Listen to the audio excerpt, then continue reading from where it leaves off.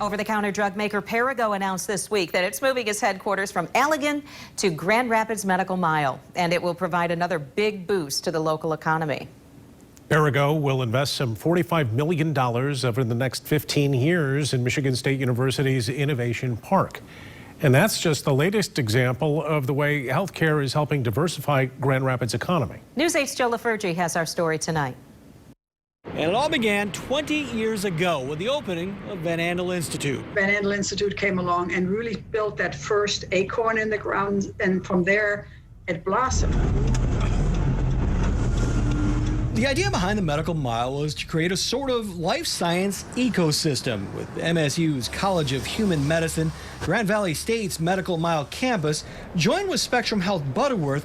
The plan was to create a center for healthcare to rival places like Rochester, Minnesota, home to the Mayo Clinic. Research, healthcare, education, more research, and now a private sector company that can take advantage of all of that in that same ecosystem. Another 20 years from now, I think you'll see even further development up and down Monroe and up and down Michigan. Development that's expected to generate hundreds of millions of dollars in new investments in that time.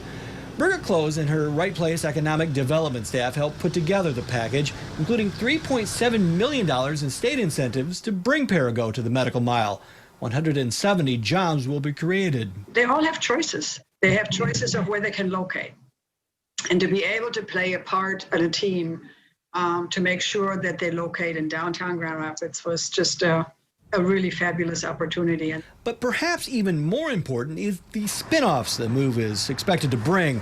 The strategy is to attract more global companies like Perrigo and startups like Grand River Aseptic Manufacturing, which is poised to help produce the eventual coronavirus vaccine.